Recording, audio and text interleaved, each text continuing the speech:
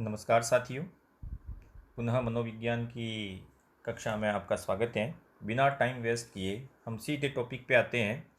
हमें पता है कि आप इस वीडियो को पूरा देखने के लिए आपके पास इतना धैर्य नहीं है, फिर भी हमारी आपसे आग्रह है कि इस वीडियो को पूरा देखने की कोशिश करें।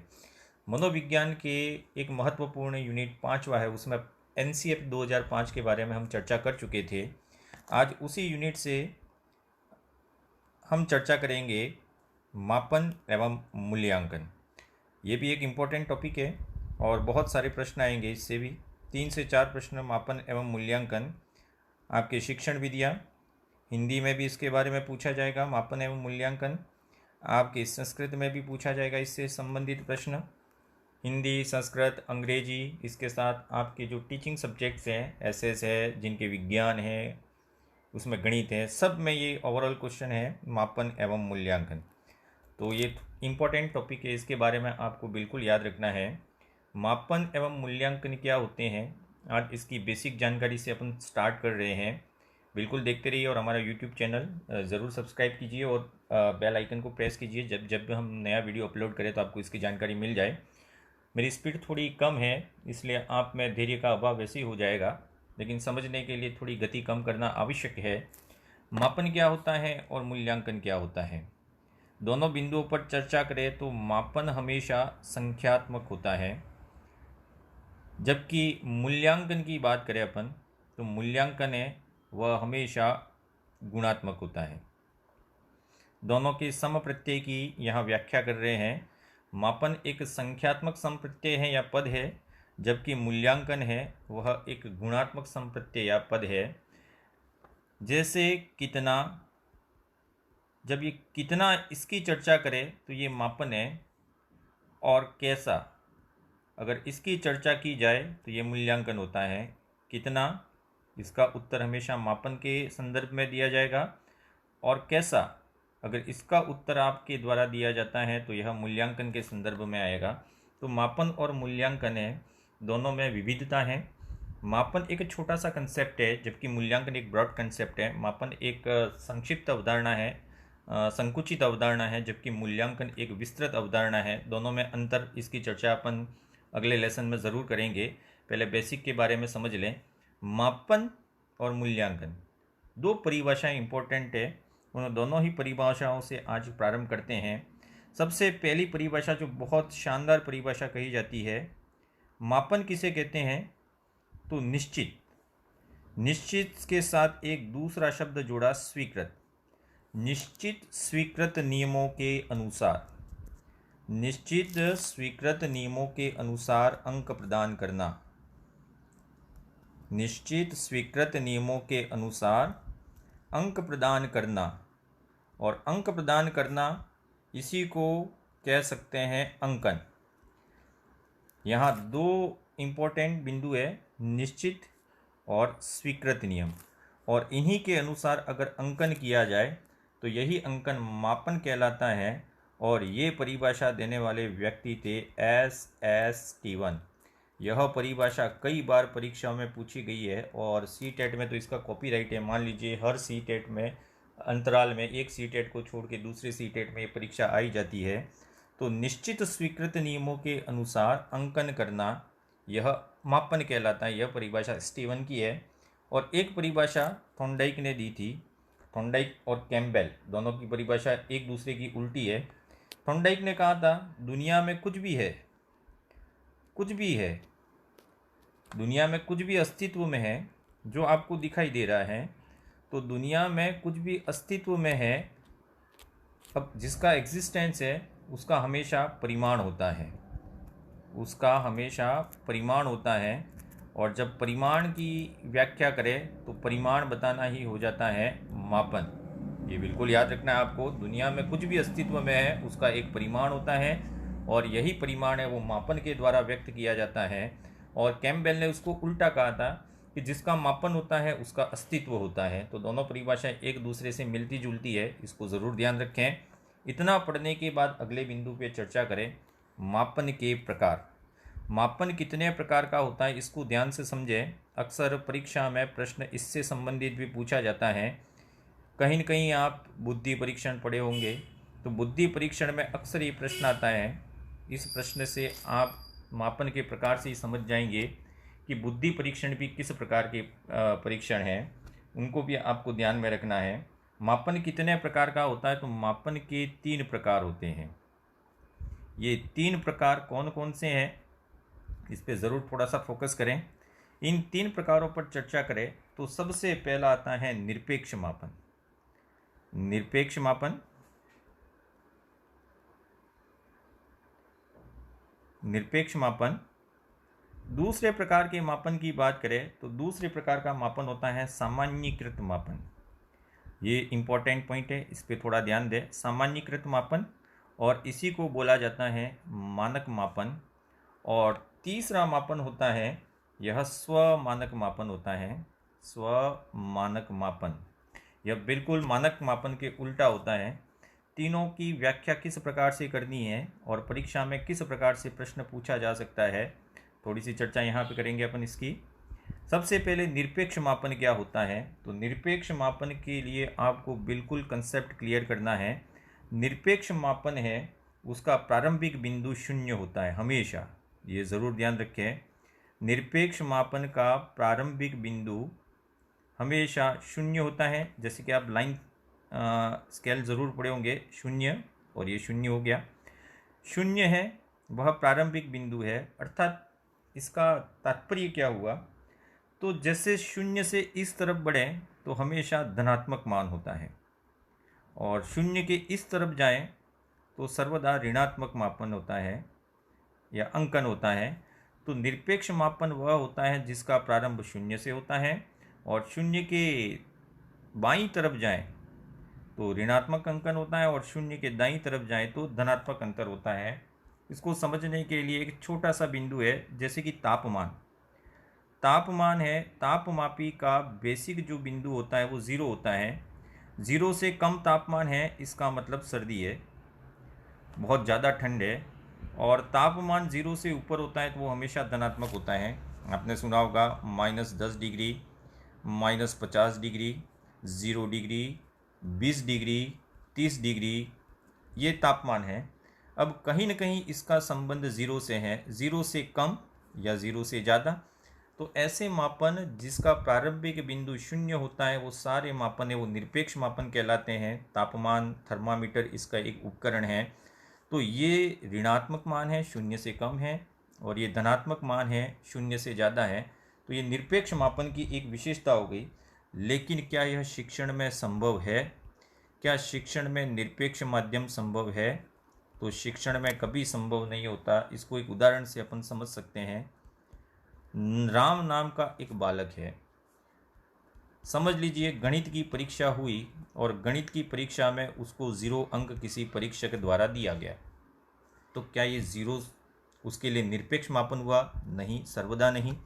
राम 0 अंक लाया, अर्थात गणित में उसकी योग्यता शून्य कभी नहीं होगी।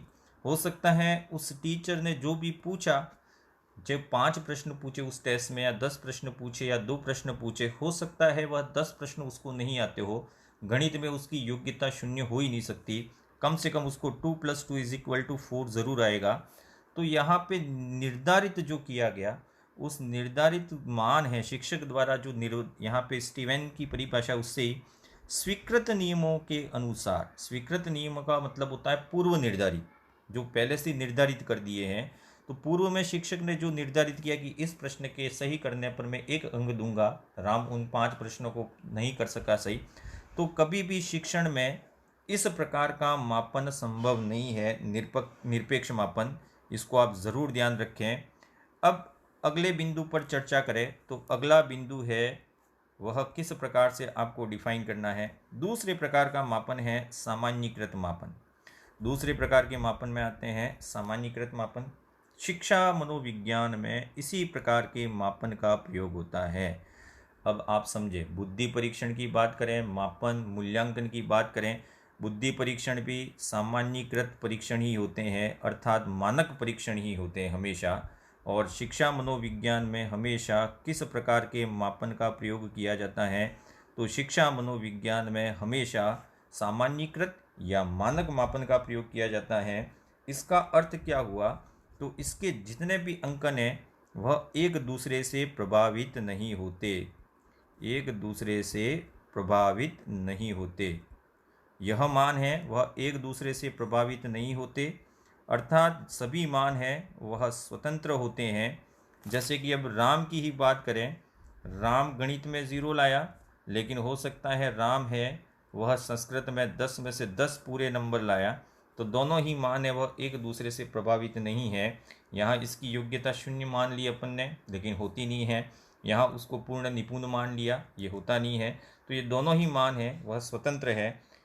इसमें एक शब्द का उपयोग होता है उपलब्धि परीक्षण। इस पर अपन चर्चा करेंगे उपलब्धि परीक्षण क्या होते हैं। तो उपलब्धि परीक्षण जितने भी होते हैं वो सामान्यीकृत या मानक होते हैं। तो ये हो गया दूसरे प्रकार का मापन। तीसरे प्रकार के मापन की बात करें उस पर अपन चर्चा करेंगे। मैं अपन शब्द ज़्यादा बोलता हूँ, ये मेरी टैग लाइन नहीं हुई, समझ लीजिए। आपने ये थोड़ा सा डिसाइड भी किया होगा, किसी ने कहा था मेरे को अपन शब्द का इस्तेमाल ना करें, लेकिन तकिया कलाम है, हो ही जाता है। अगले बात करें स्वमानक, तो इससे संबंधित एक ही प्रश्न पूछा जाता है। स्वमानक परीक्षण सबसे पहले, इसे ही दूसरा बोला जाता है इप्सेटिव। प्रश्न आया था ये इप्सेटिव मापन। इप्सेटिव मापन का सम प्रत्यय सबसे पहले किसने दिया?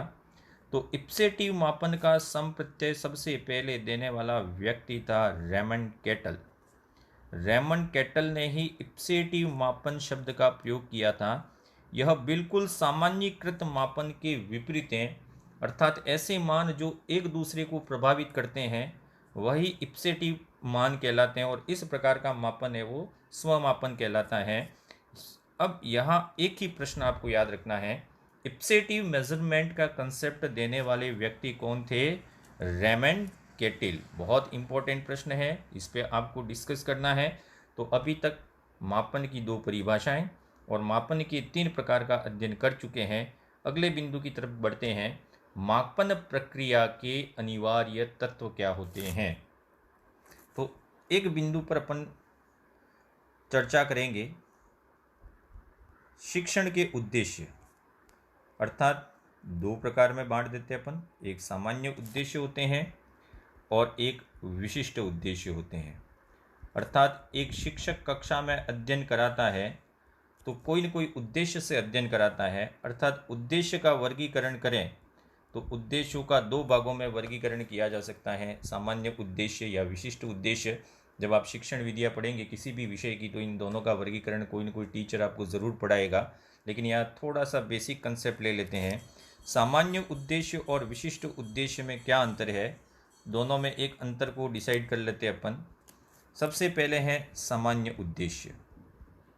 क्या होते हैं शिक्षण के सामान्य उद्देश्य? और दूसरा आता है शिक्षण के विशिष्ट उद्देश्य। विशिष्ट उद्देश्य हमारे कुछ छात्र हैं, एक मनोविज्ञान टॉपर्स का ग्रुप चलता है, उसमें अधिकतर इसी प्रकार के गहन प्रश्नों पर ही चर्चा की जाती है। टेलीग्राम चैनल चलता है, उस पर भी इस प्रकार के गहन प्रश्नों पर चर्चा की जाती है। हम उन छात्रों के जो 35 टॉपर्स हैं हमारे साइकोलॉजी के, उनका भी आभार व्यक्त करना चाहते हैं। यश भट्ट है, पुनीत जी बारोट है, संतोष जी है, और भी बहुत सारे हैं। सामान्य उद्देश्य क्या होते हैं और विशिष्ट उद्देश्य क्या होते हैं? सामान्य उद्देश्यों की प्रवृत्ति कैसी होती है या प्रकृति कैसी होती है, यह प्रश्न पूछा जा चुका है। सामान्य उद्देश्य हमेशा दार्शनिक प्रवृत्ति के होते हैं। इनकी प्रकृति कैसी होती है?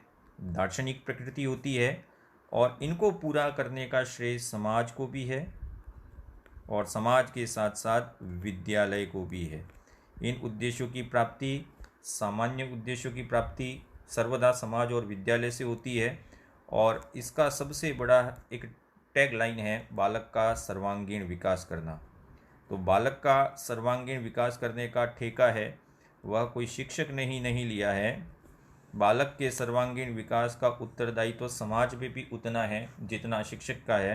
तो सामान्य उद्देश्यों की प्रकृति दार्शनिक होती है, जो समाज और विद्यालय के सहयोग से प्राप्त होते हैं, और इसका प्रमुख आउटकम क्या होता है? बालक का सर्वांगीण विकास करना। विशिष्ट उद्देश्यों की बात करें तो विशिष्ट उद्देश्य केवल विद्यालय में ही प्राप्त किए जा सकते हैं। और विद्यालय में प्राप्त किए जा सकते हैं तो पूरे विद्यालय में घूम घूम के नहीं, कक्षा में प्राप्त किए जा सकते हैं। इसलिए इनको बोला जाता है कक्षागत उद्देश्य। विशिष्ट उद्देश्य कक्षागत उद्देश्य कहलाते हैं। और इनकी प्रकृति की बात करें तो ये बिल्कुल विपरीत होते हैं। इनकी प्रकृति मनोवैज्ञानिक होती है। विशिष्ट उद्देश्यों की प्रकृति मनोवैज्ञानिक होती है, यह भी आपको याद रखना है। तो सामान्य उद्देश्य और विशिष्ट उद्देश्य में सबसे बड़ा अंतर यही है कि सामान्य उद्देश्य दार्शनिक प्रकृति के होते हैं, जबकि विशिष्ट उद्देश्य है वह मनोवैज्ञानिक प्रकृति के होते हैं। ये कक्षागत उद्देश्यों के नाम से भी जाने जाते हैं। अब एक शिक्षक ने शिक्षण उद्देश्यों का निर्धारण कर लिया। शिक्षण उद्देश्यों का निर्धारण करने के बाद शिक्षक का क्या दायित्व है?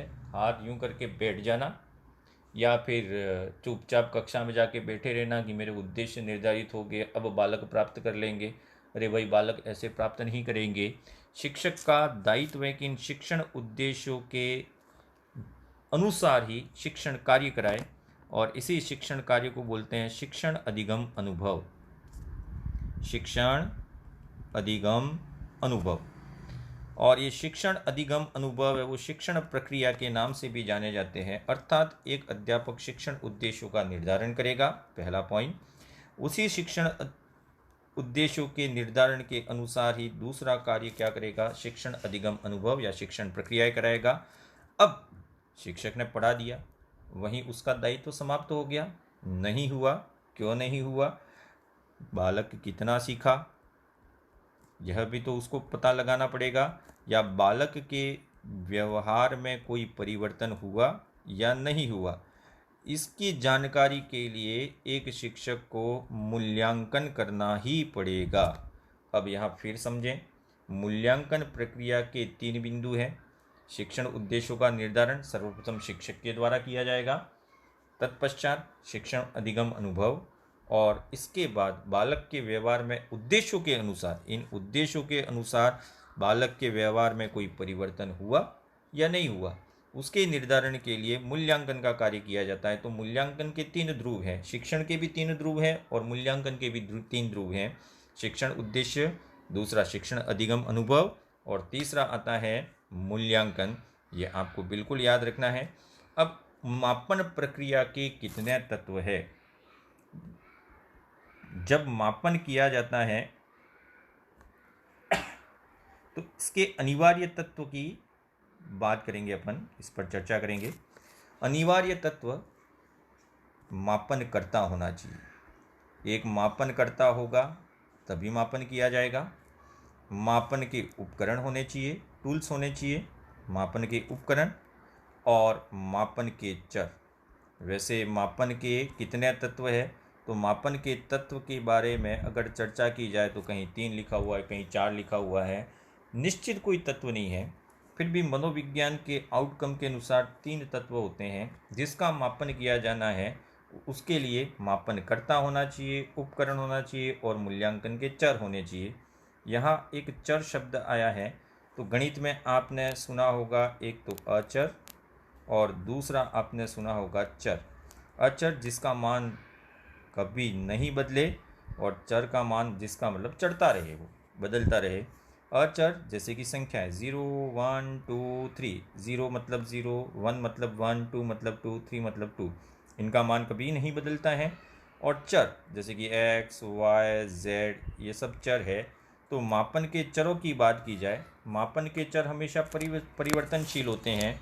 परिवर्तनशील यानी कि मापन के चर हमेशा परिस्थितियों से या अन्य घटकों से प्रभावित होते हैं।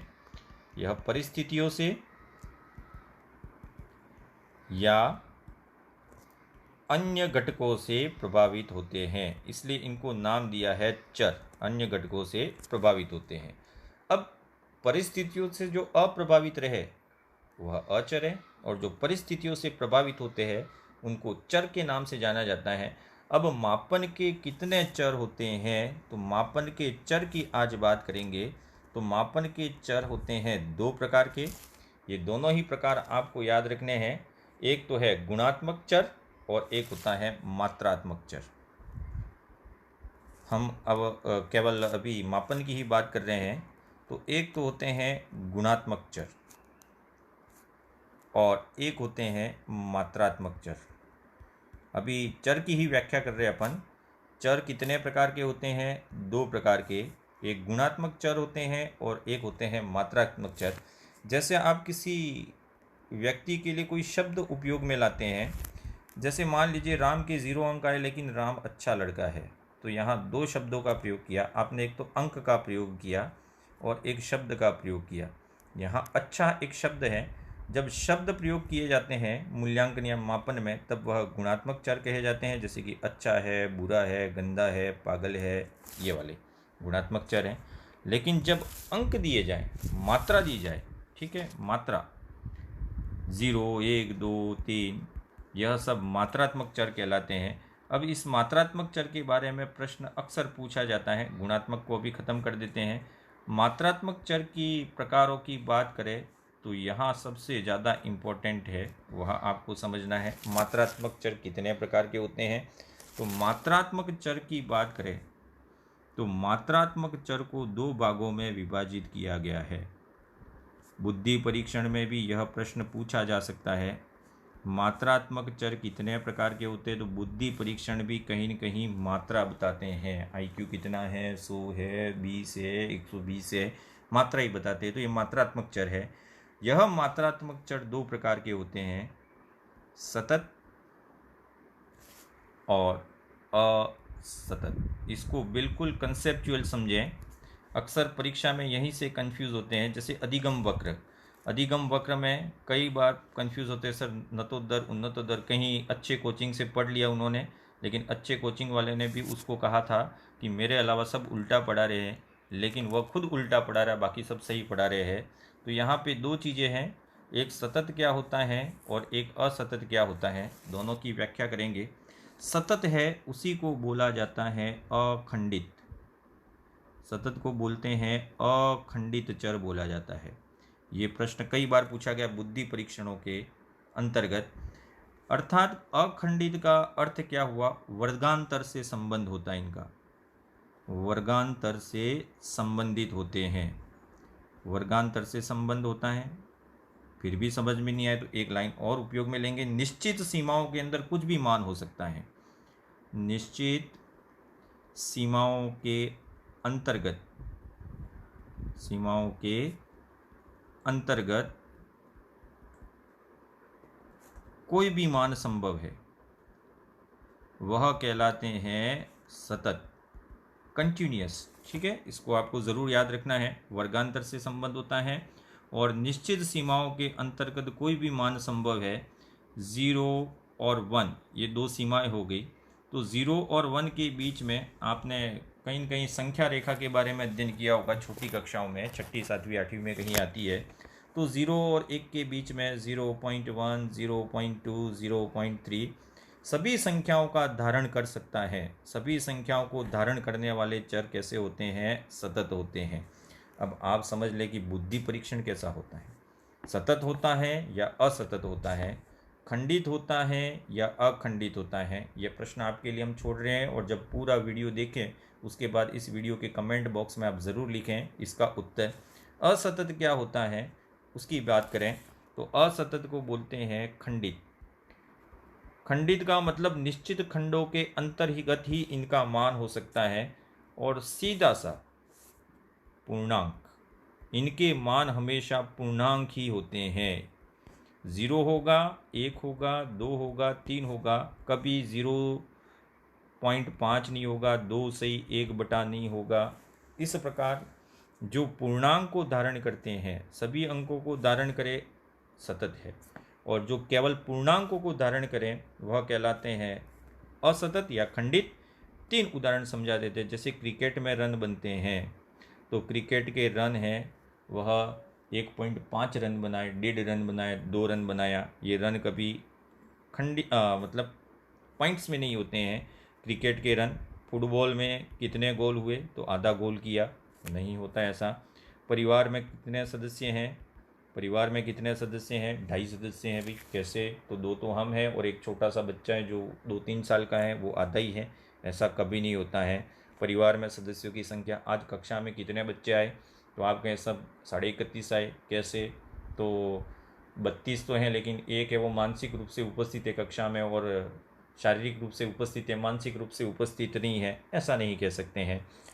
अर्थात जो पूर्णांकों को धारण करें वही असतत या खंडित चर कहलाते हैं। अब बुद्धि परीक्षण क्या है, ये आप इसका उत्तर इसके बाद ज़रूर दे सकते हैं। तो ये अपन ने पढ़े मात्रात्मक चर के प्रकार, सतत और असतत। अब आज का अंतिम बिंदु है, वह है मूल्यांकन या मापन के स्तर कितने प्रकार के होते हैं। मापन के स्तर, मापन के स्तर हेतु कौन कौन सी विशेष बातों का आपको ध्यान रखना है। तो मापन के स्तर हेतु एक मैं ट्रायंगल बना देता हूँ, और इसी ट्रायंगल से अब्राहम मैस्लो का आपने एक सिद्धांत ज़रूर पढ़ा होगा, और इसमें मैं 4 खंड बना देता हूँ। यही चारों खंड है वो मापन के स्तर हैं। क्रमानुसार नीचे से चलेंगे, पहला, दूसरा, तीसरा और चौथा। इसमें प्रश्न केवल इतना पूछा गया है कि कौन सा मापन का स्तर सर्वश्रेष्ठ है और कौन सा है वो न्यूनतम स्तर का मापन है। सबसे पहला आता है, इन स्तर की बात करेंगे अपन, तो सबसे पहला स्तर आता है मापन का नामित स्तर। मापन का नामित स्तर। दूसरा, इससे ऊपर जाएं तो मापन का क्रमित स्तर आएगा। तीसरा और ऊपर जाएं तो मापन का अंतराल स्तर आएगा। और सबसे ऊपर चले जाएं तो मापन का सबसे ऊपर का स्तर आएगा अनुपात स्तर। तो मापन के कितने स्तर हैं? 4 स्तर है। इनकी संख्या फिक्स है, कहीं भी पढ़ेंगे। कौन कौन से स्तर हैं? क्रमानुसार नीचे से ऊपर की ओर जाएं तो नामित स्तर, क्रमित स्तर, अंतराल स्तर और अनुपात स्तर। नामित और अनुपात, इन दोनों के संदर्भ में एक प्रश्न आता है, उस प्रश्न की अपन चर्चा कर लें। सबसे उच्च स्तर का मापन कौन सा है? तो सर्वोत्तम मापन कौन सा हो जाएगा? अनुपात स्तर सर्वोत्तम है। और सबसे निम्न स्तर का मापन स्तर कौन सा है? तो वह हो जाएगा नामित स्तर। दोनों में क्या, इन चारों का अर्थ क्या होता है उसको भी समझ लें। आपने किसी व्यक्ति को अच्छा या बुरा कहा।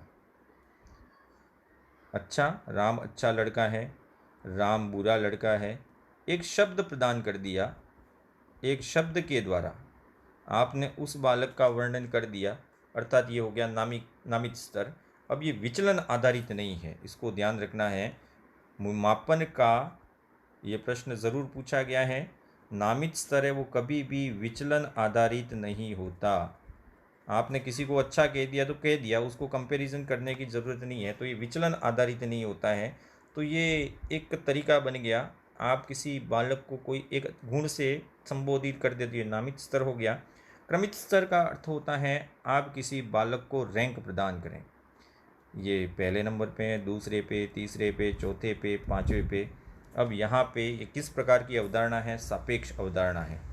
एक बालक नंबर 1 पे तभी आएगा जब दूसरा नंबर हो, तो ये सापेक्ष अवधारणा। इसमें प्रश्न क्या पूछे जाते हैं? नामित स्तर सबसे निम्न स्तर का है मापन, और यह कभी भी विचलन पर आधारित नहीं होता। Deviation doesn't affect. ओके।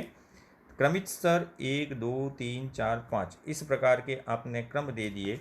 एक परीक्षा में एक बालक 20 नंबर लाया, दूसरा 19 लाया, तीसरा 10 लाया, चौथा 5 लाया, इसके बाद सभी 2, 3, 2, 3 लाए, तो ये प्रथम, ये द्वितीय, ये तृतीय और ये चतुर्थ। सापेक्ष है, लेकिन इनका अंतराल है वो समान नहीं है।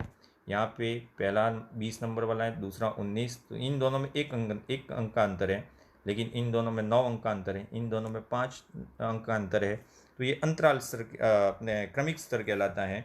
यह क्रमित स्तर है वह सापेक्ष होता है, लेकिन अंतराल का कोई महत्व नहीं होता है। अब अगले पे चले, अंतराल स्तर, तो ये विचलन आधारित होता है।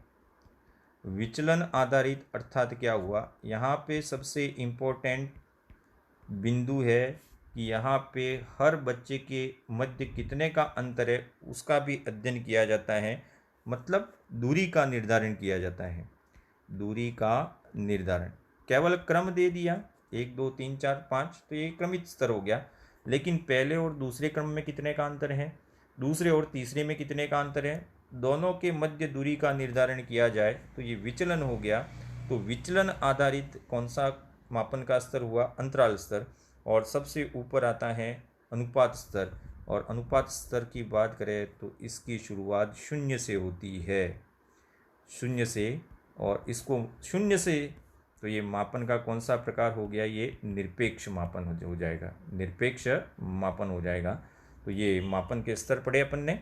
अब कल आगे मापन की और बिंदुओं की व्याख्या करेंगे, मापन होता क्या है, किस प्रकार से किया जाता है, मापन और मूल्यांकन में क्या अंतर है। Thank you and keep smiling. कल के वीडियो के लिए ज़रूर प्रतीक्षा कीजिए।